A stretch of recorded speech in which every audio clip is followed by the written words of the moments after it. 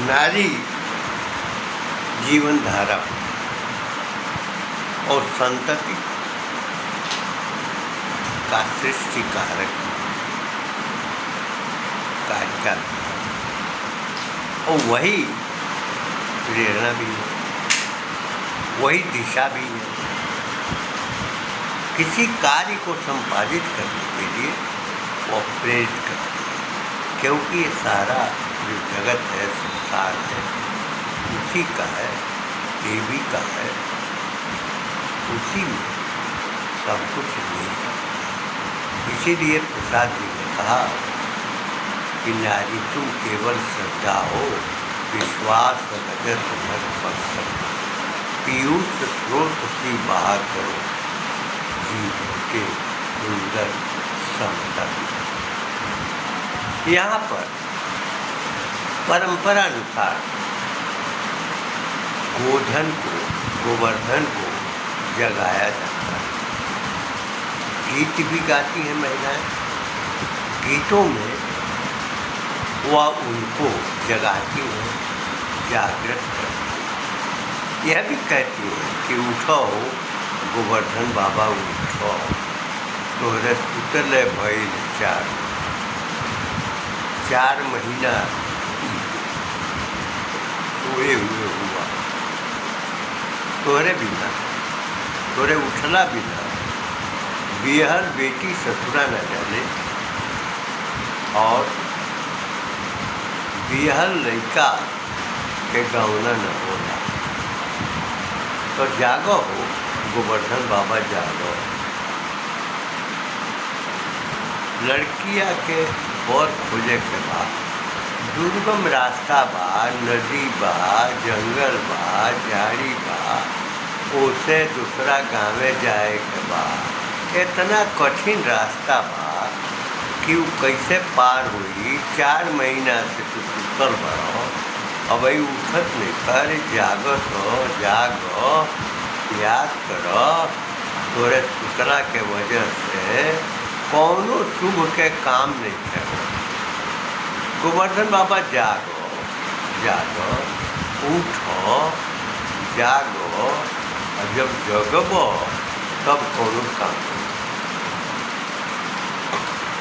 यह गीत उस कालखंड का, जिस कालखंड में इंद्र का कोप हुआ था और वर्षा हुई थी, क्योंकि इंद्र की पूजा से ब्रजवासियों ने नकार दिया और गोवर्धन की पूजा हुई।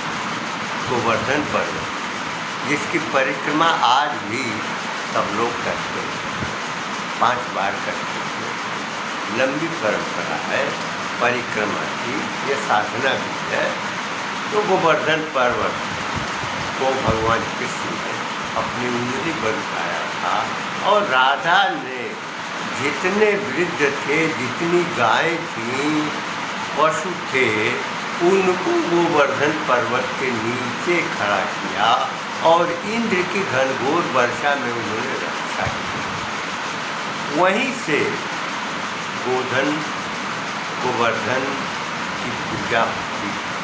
गोवर्धन बाबा के जागने के बाद ही सारी शुभ काम।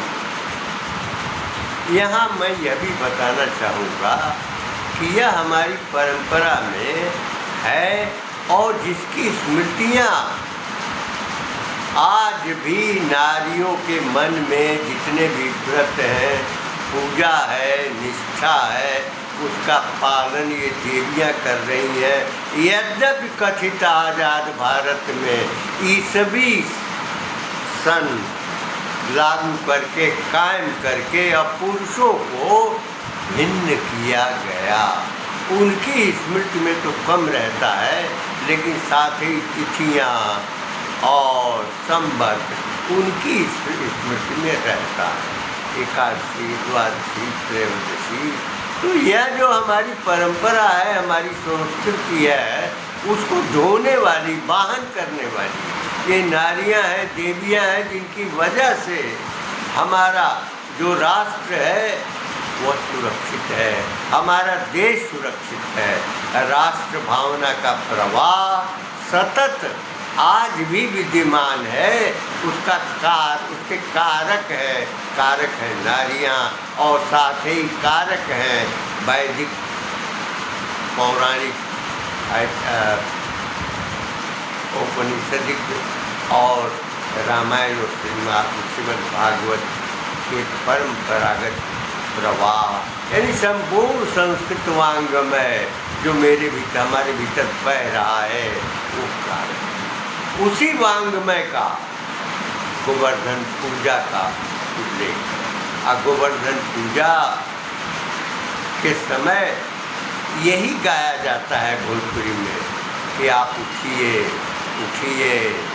जो जिस बेटी का विवाह हो चुका है वह गौने नहीं जा रही है, जिस बेटे का विवाह हो चुका है उसकी पत्नी आ नहीं रही है, और जो जवान बेटी घर में पड़ी हुई है उसके विवाह के लिए वर खोजना है, तो आप जगिए, उठिए, 4 महीने हो। यह स्मृति मुझे बराबर झकझोरती है। संस्कृत के मूल स्वरूप में, सांस्कृतिक मांग में यह कहा गया है कि उत्तिष्ठत जागृत प्राप्य वरान निरोधत। उठो, जागो और प्राप्य मैंने प्राप्त करो वरान में श्रेष्ठ जो वर है, श्रेष्ठ जो संकल्प है, श्रेष्ठ जो दृष्टिबोध है, उनको प्राप्त करो। निबोधत मैंने उसको प्राप्त करो, ज्ञान करो, श्रेष्ठ वरों का ज्ञान करो। स्वामी विवेकानंद जी ने भी शिकागो में यह उद्बोधन किया था कि उठो, जागो और प्राप्य वरान निरोधत। हे देव वंशजों, उठो, जागो, अपने श्रेष्ठ वरों को प्राप्त करो, जो जीवन में कर्मण्य है, जीवन का उद्देश्य है, जिससे जीवन का संचरण होता हो, उस लक्ष्य को प्राप्त करो। लेकिन उनको प्राप्त करने के लिए जो वेदनाएं हैं, कठिनाइयां हैं, उसके लिए भी मंत्रों में निर्देश किया गया। क्षुरस्य धारा निशिता दुरत्यया, यानी छुरे की धार जो बड़ी तीखी होती है, पैनी होती है, तो क्षुरस्य धारा निशिता का तात्पर्य है यानी तेज होता है धार, जो धार होती है वह छुरे की वह पैनी होती है। क्षुरस्य धारा निशिता अदुरत्यया, यानी बहुत कठिनाई पूर्वक, कठिनाई से उस पर चलने की शक्ति हो सकती है। तो क्षुरस्य धारा निशिता दुरत्यया दुर्गम प्रशस्त कवयो, यानी छुरे की धार जो तीखी है, पैनी है और दुरत्यया माने कठिन है, उस पर क्षुरस्य धारा निष्ठा दुरत्यया दुर्गम पथस्थ कवयो, जो मार्ग है इतना दुर्गम है, कटीला है, झाड़ी का है, नदी है, सरोवर है, उनको पार करते हुए जाना है। तो जो मार्ग है, मार्ग में जटिलता है, मार्ग में बाधाएं हैं, और उन बाधाओं को दूर करना ऋषियों की संतान का लक्ष्य होना चाहिए। इसीलिए हम कठिन रास्ते को भी पार कर सकते हैं, उसे पूरा कर सकते हैं, उसको सिद्ध कर सकते हैं, उसको आमलक बना सकते हैं। जितनी भी बाधाएं आती हैं उन बाधाओं को दूर करते हुए अपने लक्ष्य पर अडिग हो। यह संदेश है हमारे संस्कृत वाङ्मय का, वैदिक प्रबोधन का, संबोधन का। यह संदेश है, आदेश है कि उत्कृष्ट उठो, जगो, श्रेष्ठ वरों को प्राप्त करो और उनको प्राप्त करने के लिए जो विविध प्रकार की बाधाएं हैं, क्षुरस्य धारा निशिता दुरत्यया, छुरे की धार पर चलना है जो निशित है, बहुत तीव्र है, और दुरत्य है, बहुत कठिन है चलना। दुर्गम, ऐसे दुर्गम मार्ग पर चलने का संकल्प और साधना और ज्ञान जो ऋषि देते हैं, कवयो, ये कवि देते हैं, साधक देते हैं, ज्ञानी देते हैं, सज्जन होते हैं, साधु होते हैं, उनके द्वारा यह ज्ञान। सबसे बड़ा मंत्र हमारे भारतवर्ष का, भारतीय परंपरा का, भारतीय संस्कृति का है कि जीवन में अगर कुछ करना है, चाहे अपने शासन की, अपनी स्वतंत्रता के लिए या अपने देश के गौरव और अभिमान के लिए, सम्मान के लिए हमको परिश्रम करना है, या अपने जीवन को अधिक सुखद समुन्नत बनाने की का संकल्प हो, अगर हम ये चाहते हैं तो निश्चय ही ये जो मंत्र हैं उन मंत्रों को अपनाना होगा। उनको अपना करके हमको अपने जीवन में को विकसित करना होगा। इस प्रकार की संकल्पना में चलने वाला जो व्यक्ति है निश्चय ही समाज को जागृत करता है और उत्साहित करता है। प्रत्येक प्रकार की सुविधाओं को वह बढ़ाता है, प्रदान करता है। ये संकल्प नहीं, वो शक्ति है। और वह शक्ति कैसे प्राप्त होगी? जो सूर्य की धार पर है, निशिता है, निशित है और पैना है, दुरत्या, कठिनाई से चलने योग्य स्थिति है। इस प्रकार हम अपने जीवन की साधना को प्राप्त करते हैं, जिसको प्राप्त करने के लिए अनेक प्रकार की बाधाएं हमारे सामने आती हैं, लेकिन हम अपने लक्ष्य पर अटक जाते हैं। यह हमारा सांस्कृतिक वाङ्मय का संदेश जो जीव के लिए है, जीवन के लिए है, जो राष्ट्र भावना के लिए है, देश की सुरक्षा के लिए है, राष्ट्र की संस्कृति के लिए है, सांस्कृतिक वाङ्मय के लिए है। निश्चय ही जब हम अपनाएंगे तो हमारा वैदिक परिवेश सतत सुरक्षित बना रहेगा। यह संकल्पना जो हमें दिशा देती है, प्रेरणा देती है,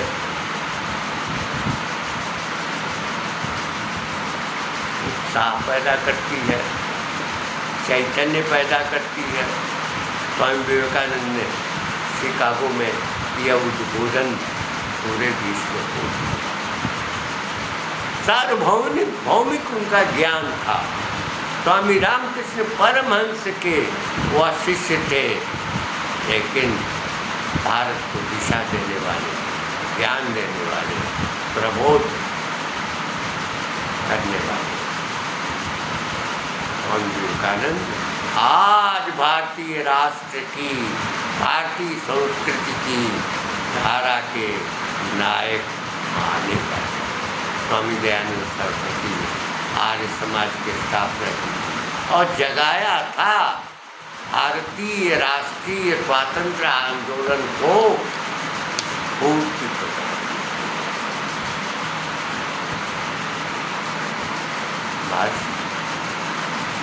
ऋषि की परंपरा में हमारा भारत सदैव उन्नत रहा है। हमने आमलक बनाया ब्रह्मांड के स्वरूप को भी, ग्रहों के स्वरूप को के साथ। इसलिए अगर चलना है, आगे बढ़ना है तो उठो, जगो।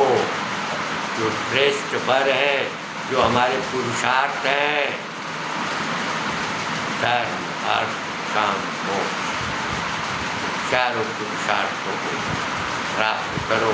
प्राप्त करने में जो मार्ग होगा वो क्षुरे की धार के सदृश होगा, उस पर चलना है। कठिनाइयों उसमें से जूझना है, संघर्ष करना है, और तेज मैंने पैनी जो छुरे की धार है उस पर गमन करते हुए, कठिन मार्ग को तय करते हुए अपने लक्ष्य को प्राप्त करना है।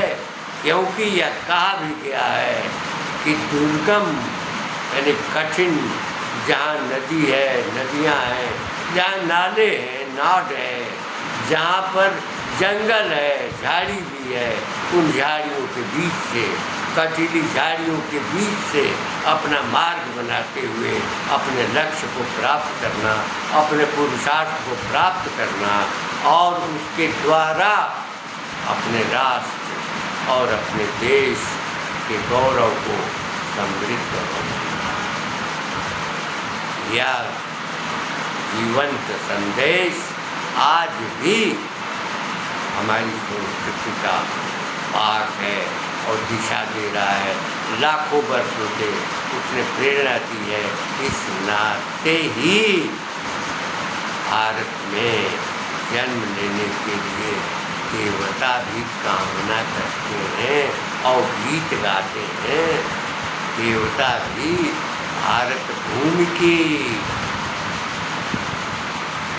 और चाहते गायत्री देवा किल गीत कानी धन्यास्तुते भारत भूमि भागे स्वर्गा वर्गास्पद मार्ग भूते भवंती भूया पुरुषा सुरत्वा। यानी देवता भी जन्म की कम, यह साधना है, यह तप है, यह त्याग है, उसका संदेश है। इसके लिए भारतवर्ष के गौरव के लिए, जहाँ प्रत्येक जीव में देवत्व का वास है, प्रत्येक वृक्ष में भी देवत्व का वास है। अगर वट में शिव का निवास है तो पीपल में विष्णु का, आम में अगर इंद्र है तो इसी प्रकार सारी वनस्पतियाँ, जो पौधे, पेड़, उनके भीतर देवताओं का वास है। यही नहीं, जो जलचर हैं, थलचर हैं, उनमें भी देवत्व का स्वरूप है। सर्पों में भी देवत्व। इसीलिए नागपंचमी का व्रत होता है, पूजन होता है। हमने प्रत्येक भाग, प्रत्येक पर्वत को देवत्व माना, देवता का स्वरूप माना, और प्रत्येक नदी को हमने संबोधित किया है। प्रत्येक नदी के साथ हमारा जुड़ाव है, परंपरागत जुड़ाव है, सांस्कृतिक जुड़ाव है, दार्शनिक जुड़ाव है। और इसी पर डॉक्टर वासुदेव शरण अग्रवाल ने भूमि के देवत्व गान शीर्षक निबंध में यह कहा था कि जब तक तीर्थों और नदियों के तट पर जन सम्मर्द बना रहेगा तो भारतीय संस्कृति को कोई उजाड़ नहीं सकता, बर्बाद नहीं कर सकता। जहाँ पर इस प्रकार के मंत्र जगाने के लिए और कठिन से कठिन मार्ग पर चलकर अपने लक्ष्य को प्राप्त करने की दिशा देने वाले हों, निसंदेह उसके सपूत, उसके पूत भारत भूमि को, भारतीय परंपरा को, भारतीय संस्कृति को, भारतीय राष्ट्र की धारा को सदैव संरक्षित करने का, रखने का कार्य करेंगे। ठीक उसी प्रकार जिस प्रकार हमारे ऋषियों ने हमारे ज्ञान, हमारे वैभव को सदा बनाए रखा। इन शब्दों के साथ अपनी वाणी को विराम देते हुए यह कहना चाहूँगा कि उठो, जगो, श्रेष्ठ वरों को प्राप्त करो और उन वरों को प्राप्त करने के लिए कठिन मार्ग में सूर्य की धारा पर चलना होगा, जो बहुत तीव्र तेज धार है और कठिन मार्ग है, उनको पार करना होगा। क्योंकि यह ज्ञान बोध हमारे ऋषियों ने दिया है, हमारे विद्वानों ने दिया है, प्रबोध करने वाले, उद्बोधित करने वाले महापुरुषों ने हमारे पास परंपरागत विधि है। निसंदेह भारत, भारत भाव यानी प्रतिभा, ज्ञान और रत जो हमेशा लीन रहा है, ज्ञान में लीन रहा है, प्रकाश में लीन रहा है, वह भारत, भारत अपने अतीत के गौरव को निश्चय ही